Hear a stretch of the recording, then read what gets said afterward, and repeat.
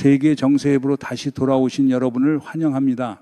여러분, 이란에서 8,000명이 넘는 시위대가 실명했다는 충격적인 정황이 확산되고 있습니다. 게다가 진압 과정에서 화학무기 사용 의혹까지 제기되고 있습니다. 최신 보고들에 따르면 이란의 시위대 가운데 8,000명이 넘는 사람들이 실탄과 납탄을 얼굴에 직접 맞아 시력을 영구적으로 잃었습니다. 이제 이것은 진압 과정의 우발적 사고가 아니라 장기적 장애를 의도적으로 남겨 공포를 퍼뜨리고 젊은 세대의 저항 의지를 꺾는 체계적 전술에 가깝습니다. 한마디로 말해 총구로 통치하면서도 그걸 질서라고 부르는 참으로 뻔뻔한 시대입니다. 시위대의 눈을 겨냥해 고의로 사격했다는 정황은 보안기관의 폭력이 한층 더 극단으로 치닫고 있음을 보여주며 동시에 정권이 시위의 규모와 지속성 앞에서 얼마나 깊이 두려워하는지도 드러냅니다. 국제사회가 특히 우려하는 지점은 이란 보안 세력이 진압 과정에서 유해 화학물질을 사용했을 가능성을 시사하는 신호들이 점점 늘고 있다는 점입니다. 보고들은 즉각 사망을 유발하지는 않지만 며칠 뒤 심각한 장기 손상으로 사망에 이르게 하는 화학물질을 묘사합니다. 보안 요원들이 화생방 방호 장비를 착용한 채 임무를 수행하는 장면까지 포착되면서 이것이 단순한 군중 통제가 아니라는 의심은 더 짙어지고 있습니다. 만약 사실로 확인된다면 이는 국제법상 중대한 범죄이며 전쟁 범죄이자 반인도 범죄를 구성할 수 있습니다. 이란 북서부 쿠르드인이 거주하는 지역은 갈등의 진원지로 떠올랐습니다. 그곳에서는 진압이 더 잔혹하게 전개되고 피해가 더 크며 사용되는 폭력의 강도 역시 다른 지역을 압도합니다. 원인은 역사적, 정치적 요인에 있습니다. 쿠르드인의 자치 요구는 오래전부터 테헤란에 의해 영토 보전에 대한 직접적 위협으로 간주되어 왔습니다. 이런 상황에서 어떤 형태의 시위든 손쉽게 분리주의 반란으로 낙인 찍히고 이는 고살상 폭력 사용의 명분이 되어 지역을 특히 위험한 폭력의 소용돌이로 밀어넣습니다. 장기적으로는 지금의 폭력이 사회적 증오를 깊게 파고들어 민족 갈등을 악화시키고 특히 쿠르드인과의 균열을 더 키우며 미래에 더 큰 불안을 뿌리째 심을 가능성이 큽니다. 공포로 유지되는 안정은 결국 더 극단적이고 더 통제하기 어려운 사회로 되돌아올 뿐입니다. 마치 압력밥솥의 안전밸브를 막아놓고 폭발을 남 탓하는 것처럼 말입니다. 이제 여러분 또 하나의 핵심 질문으로 넘어가겠습니다. 베냐민 네타냐후 총리가 도널드 트럼프 대통령에게 보냈다는 비공식 메시지, 왜 이스라엘은 지금 당장 이란을 공격하길 원하지 않는가? 이스라엘은 도널드 트럼프 대통령에게 이란을 겨냥한 즉각적 군사 행동을 미루어 달라고 조용히 요청한 것으로 전해집니다. 많은 공개적 추측과 달리 이 입장은 외교적 망설임이나 국내 압력 혹은 방어 역량 부족 때문이 아니라 신중한 정보 평가에 기반한 것으로 보입니다. 이스라엘 정보당국은 현재가 전략적으로 유리한 시점이 아니며 지금의 공격으로는 가장 야심찬 목표인 이란 정권 붕괴를 달성하기 어렵다고 판단합니다. 평가의 핵심은 독재 체제가 권력을 유지하는 방식입니다. 이란의 정권 변화는 사회적 불만만으로 좌우되지 않습니다. 결정적 변수는 국가의 강제 장치, 특히 정규군과 이란 이슬람 혁명수비대 IRGC의 충성도입니다. 이란은 최근 몇 년 동안 대규모 시위의 물결을 여러 차례 겪었고 이는 체제 정당성 자체를 정면으로 흔들기도 했습니다. 그럼에도 시위가 일시적으로 가라앉은 이유는 불만이 사라져서가 아니라 정권이 전례 없는 폭력으로 진압할 준비가 되어 있었기 때문입니다. 이스라엘 정보평가에 따르면 이란 정규군과 IRGC가 결속을 유지하며 시위대를 향해 발포할 의지가 있는 한 체제가 무너질 가능성은 낮습니다. 역사적으로도 독재 정권은 시위만으로 붕괴하지 않았고 보안기관이 균열을 일으켜 명령을 거부하거나 편을 바꾸는 순간에 무너졌습니다. 현재로서는 이란 권력 구조에서 그런 균열이 임박했다는 신뢰할 만한 징후가 없습니다. 즉각 공격을 주장하는 쪽은 지연 자체도 위험이라고 말합니다. 이란이 미사일 능력을 키우고 지역에서 대리전 네트워크를 확장하며 핵 능력에 더 가까이 다가가는 것은 이스라엘과 동맹국들의 점점 더 큰 위협이라는 것입니다. 그들은 선제 타격이 이란의 군사 인프라를 약화시키고 향후 도발을 억제하며 결의를 보여줄 수 있다고 믿습니다. 일부는 외부의 군사 압박이 내부 불안을 증폭시켜 체제의 약점을 드러낼 수 있다고도 주장합니다. 하지만 이스라엘 정보 분석은 이런 잠재 이득이 현 시점의 부정적 파급을 넘어서지 못한다고 봅니다. 정권이 내부 통제를 단단히 쥐고 있는 상황에서 외부 공격은 역효과를 낼 수 있습니다. 지도부가 민족주의를 결집시키고 반대파를 질식시키며 국가 방위를 명분으로 더 가혹한 탄압을 정당화할 가능성이 커집니다.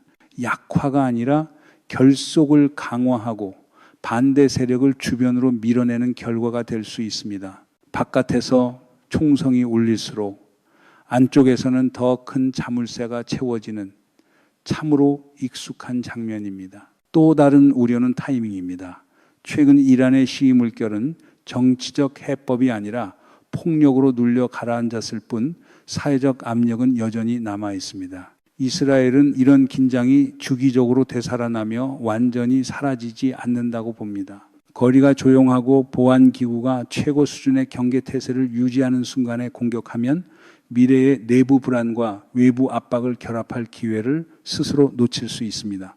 게다가 지금의 공격은 결정적 결과 없이 더 광범위한 지역 확전을 촉발할 위험이 있습니다. 이란은 중동 전역의 동맹 세력과 대리 네트워크를 통해 상당한 보복 능력을 보유하고 있습니다. 정권 교체로 이어질 현실적 경로가 없는 충돌은 전략적 해결이 아니라 장기 불안을 끌고 올 수 있습니다. 이런 이유로 이스라엘은 성급함보다 인내를 택하는 쪽으로 기울어 보입니다. 보다 유리한 기회는 새로운 내부 불안이 폭발하고 체제의 강제 역량이 분산되며 정당성이 약화되고 보안기관, 내균열 가능성이 현실화되는 순간에 나타난다는 판단입니다. 오직 그런 조건에서만 외부 군사 압박이 이란 내부 권력 균형의 실질적 변화를 만들 수 있습니다. 이스라엘 정보평가의 결론은 단순합니다. 정규군과 IRGC가 자기 국민을 향해 발포할 준비가 되어 있고 실제로 그럴 능력이 있는 한 이란 정권은 무너지지 않습니다. 그 현실이 바뀌기 전까지 자제는 약함이 아니라 전략적 신중함입니다. 이제 여러분 이란 내부의 인명피해로 시선을 돌려보겠습니다. 이란 당국이 시위 과정에서 최소 5천 명이 사망했다고 공식 인정했습니다. 이 가운데 약 500명은 보안 인력으로 알려졌습니다.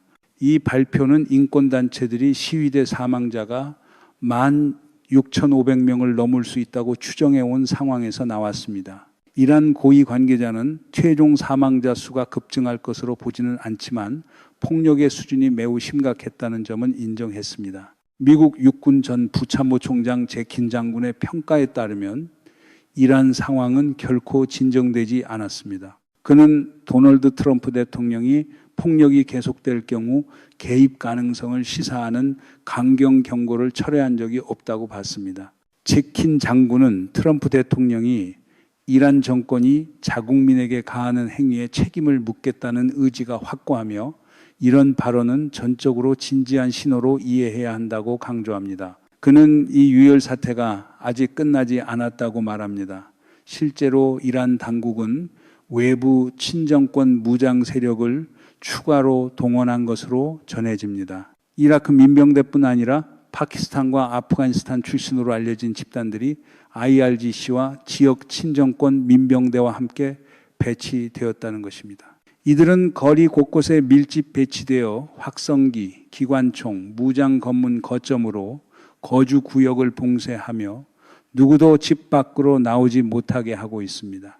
묘사에 따르면 거주지 밖으로 발을 내딛는 순간 현장에서 사살될 위험이 있으며 실제로 그런 사례가 여러 차례 발생했습니다. 이는 정권이 대화를 선택하기보다 최대 폭력으로 눌러버리는 길을 택했음을 보여주며 국제적 압박이 커질수록 오히려 더 거칠게 밀어붙이는 모양새입니다. 이란 권력층이 인정한 사상자 수치와 현장의 묘사는 끝이 보이지 않는 인도주의 위기의 어두운 그림자를 더욱 선명하게 만들고 있습니다.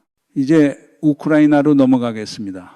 우크라이나의 억만장자 부세볼로드 코제지코는 직접 총을 들고 싸우며 정예 부대를 만들었습니다. 러시아가 전면 침공을 시작했을 때 그는 나라를 떠나지 않았고 재산을 해외로 빼돌리지도 않았으며 로비스트를 고용해 안전한 말만 늘어놓지도 않았습니다. 대신 그는 총을 들고 전선으로 향했습니다. 자신의 자원으로 자원부대를 창설하고 장비를 갖추었고 이 부대는 이후 하르티아로 알려지게 되었습니다. 지금도 그는 지원에 그치지 않고 부대의 일원으로 복무하고 있습니다.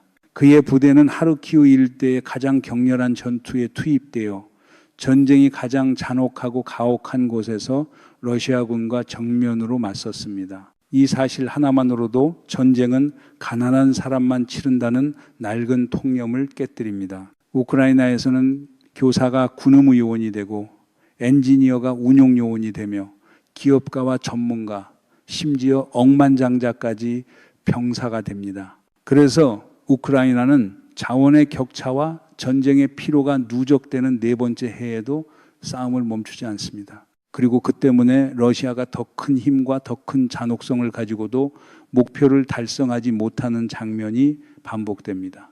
우크라이나를 지키는 것은 추상적 구호나 선전물이 아니라 남아서 싸우기로 선택한 사람들이 치르는 자유의 대가입니다. 전쟁을 특별하다고 부르든 정당하다고 부르든 현실은 늘 같은 문장으로 끝납니다. 피는 현실이고 거짓말은 방송용입니다.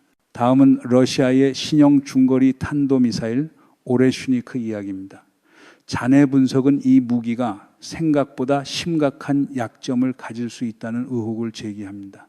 일부 군사 전문가 분석에 따르면 오레슈니크 혹은 캐드르로 불리는 이 미사일은 여러 탄두가 분리되어 각자 목표를 조정하는 MIRV 방식의 독립 유도 체계를 갖추지 않았을 가능성이 있습니다.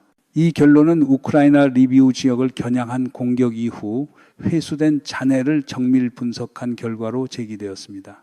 회수된 부품들은 오레슈니크가 밀폐된 장비 구획과 가스 반작용을 이용한 자세 제어 계통을 사용하는 것으로 보인다고 말합니다. 그러나 그 계통은 비행 중 탄두의 안정에 더 가까운 기능을 수행할 뿐 종말 단계에서 목표를 정밀 유도하는 역할은 제한적일 수 있습니다. 말하자면 최첨단이라며 으름장을 놓았는데 끝단에서는 관성에 기대어 밀어붙이는 장면이 떠오르는 겁니다. 전쟁에서 가장 위험한 것은 무기 자체보다 그 무기를 과장하는 자의 입입니다. 2026년 1월 8일 서부 우크라이나를 향한 공격 당시 처음에는 리비우 인근의 지하 가스 저장 시설이 목표라는 추정이 있었습니다. 하지만 이후 분석은 실제 목표가 우크라이나 공군의 미그 29 전투기를 정비하고 대수리하는 핵심 시설인 리비우 국영 항공기 수리 공장이었을 가능성을 제기했습니다. 크렘린은 해당 목표를 확인했다고도 전해집니다. 다만 현재까지 공장이 치명적 피해를 입었다는 공식 확인은 없습니다. 더 중요한 문제는 효과를 확실히 내려면 러시아가 오레슈니크를 대량으로 발사해야 한다는 점인데 이는 거의 불가능에 가깝습니다. 오레슈니크 한 발은 매우 비싸다고 알려져 있으며 러시아가 보유한 다른 단거리 탄도미사일보다 훨씬 높은 비용이 들 수 있습니다. 따라서 오레슈니크로 대규모 포화를 시도하는 것은 엄청난 부담이 됩니다. 전쟁은 늘 돈을 태우지만 그 영수증은 대개 민중에게만 청구됩니다. 이제 드론 전쟁으로 가보겠습니다. 우크라이나군 총사령관 올렉산드르 시르스키는 러시아가 공격 드론 생산과 운용 능력을 대폭 끌어올려 2026년부터 하루에 1000대 수준까지 우크라이나를 타격하는 계획을 세우고 있다고 말했습니다. 그는 우크라이나가 러시아의 동향을 매우 면밀히 추적하고 있으며 러시아가 평화 구상이나 협상 준비를 한다는 어떤 신호도 보지 못했다고 강조했습니다. 반대로 교전 강도는 높아지고 있고 러시아의 공격 집단은 더 커지고 있으며 미사일과 드론을 포함한 공격 수단의 생산량은 계속 상향되고 있습니다. 시르스키에 따르면 러시아는 현재 하루 평균 404대 규모의 샤헤드 계열 공격 드론을 생산하고 있으며 그 수준에 멈출 생각이 없어 보입니다. 모스크바의 구상은 이 생산 능력을 크게 확장해 하루 1000대 규모의 공세를 가능하게 만드는 것입니다. 이런 전망 속에서 우크라이나의 과제는 러시아의 계획을 무너뜨리고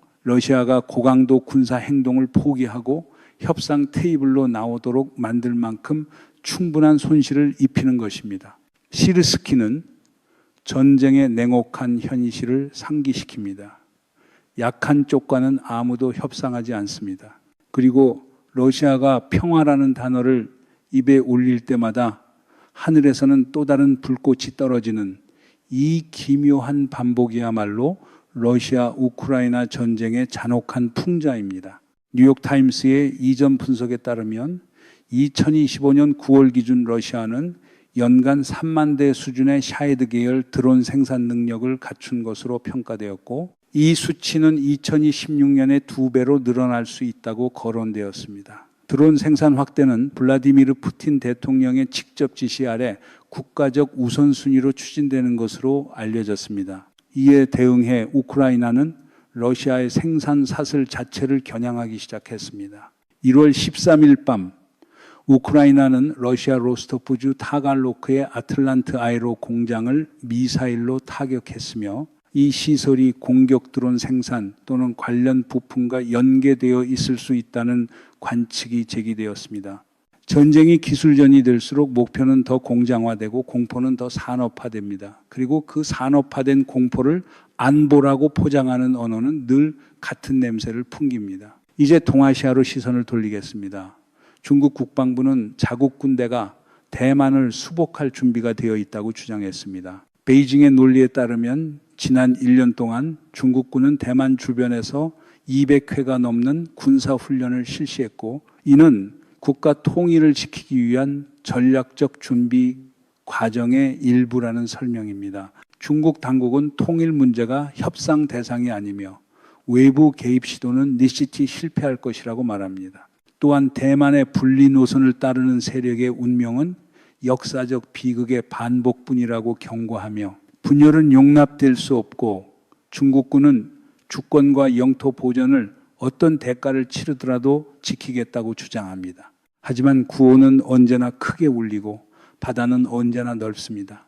그리고 한 번에 오판이 만들어낼 비용은 누구도 연설문에 적지 못합니다. 최근 움직임은 중국이 거대한 민간 어선단과 새로운 수준의 협조를 보여주고 있음을 시사합니다. 많은 분석은 이 어선단이 중국 인민해방군 PLA 해상 민병대 성격을 뵐 수 있다고 봅니다. 만약 중국이 대만을 겨냥한 군사행동에 나선다면 정규 해군뿐 아니라 동원 가능한 모든 선박을 끌어들일 수 있다는 평가가 나옵니다. 이는 어선부터 해상 운송수단까지 수만 척의 민간 선박이 작전에 참여하는 현대 군사 작전사에서 전례 없는 동원 규모로 이어질 수 있음을 의미합니다. 이제 북극으로 가보겠습니다. 도널드 트럼프 대통령이 그린란드를 소유할 수 있다는 식으로 내놓은 강경 발언은 외교적 충격을 넘어 유럽 내부의 전례 없는 연쇄 반응을 일으켰습니다. 유럽연합은 긴급 정상회의를 소집해야 했고 언론은 대서양 동맹의 균열 가능성을 말합니다. 그러나 그 소란 뒤에는 훨씬 더 정교한 전략 게임이 숨어 있습니다. 트럼프는 그린란드 자체를 노리는 동시에 북극의 권력 균형을 다시 짜려는 그림을 그리고 있는 것입니다. 긴급 회의는 1월 18일 저녁 브뤼셀에서 열린 EU 대표들의 긴급 협의 직후 결정되었습니다. 27회원국 전체가 직접 회의 참석을 요구받았고 논의의 핵심은 두 가지였습니다. 트럼프의 그린란드 발언 그리고 덴마크를 지지하는 국가들에 대한 관세 위협입니다. EU의 공식 입장은 세 축으로 정리됩니다. 국제법 존중, 영토 보전 수호, 그리고 덴마크와 그린란드에 대한 절대적 연대입니다. 동시에 부티셀은 관세 도구의 사용이 동맹 관계를 심각하게 훼손하고 기존의 무역 틀을 흔들 수 있다고 경고했습니다. 겉으로는 당연한 반응입니다. 그러나 본질적으로 EU는 방어 태세로 밀려났고 자신들이 단순한 경제 파트너가 아니라 전략 행위자임을 증명해야 하는 처지에 놓였습니다. 외교 채널이 가동되는 동안 EU는 대응 옵션도 준비했습니다. 미국산 상품에 대한 930억 유로 규모의 보복 관세 패키지가 논의되고 있으며 더 나아가 미국의 공공조달, 투자, 은행, 디지털 서비스 분야에 대한 접근을 제한할 수 있는 반강제 도구 발동 가능성도 거론됩니다. 다만 이 도구가 더 강한 전략적 억지 성격을 갖고 있음에도 다수 EU 국가는 여전히 전통적 관세 수단을 우선하는 모습입니다. 압박은 하고 싶지만 워싱턴과 전면 경제전을 열 준비는 아직 덜 된 그 내부의 신중함이 드러납니다. 공개 발언 아래에서는 조용한 준비가 진행되고 있다는 관측도 나옵니다. 워싱턴은 비공식 채널을 통해 그린란드의 군사기지, 항만, 공항 정보에 접근하려 했고 독립을 지지하는 그룹까지 포함해 현지 정치권과 기업 인사들과 접촉하려 했다는 이야기가 나옵니다. 이는 미국이 충동적으로 움직이는 것이 아니라 계산된 행보를 보이고 있음을 시사합니다. 그린란드는 북극 항로 통제의 핵심 고리이며 러시아의 활동을 감시하고 중국의 전략적 침투를 제한하는 데 중요한 지점입니다. 그린란드의 인프라와 안보를 쥐는 자가 대서양 북부의 열쇠를 쥐게 됩니다. 유럽 여러 국가의 공동 성명과 그린란드에서의 상징적 병력 전개는 형식상 덴마크의 주권을 지키기 위한 조치입니다. 하지만 실질적으로는 북극에서 나토의 존재 확대를 합법화하는 단계로도 읽힙니다. 유럽 병력이 더 많이 등장할수록 미국의 조종과 지휘 역할은 더 당연한 것으로 굳어집니다. 여기서 전략적 역설이 생깁니다. EU는 트럼프를 반대하지만 그 반대의 과정이 결과적으로 워싱턴의 군사적 위상을 강화하는 길이 될 수 있다는 점입니다. 트럼프는 그린란드를 무력으로 점령할 필요가 없습니다.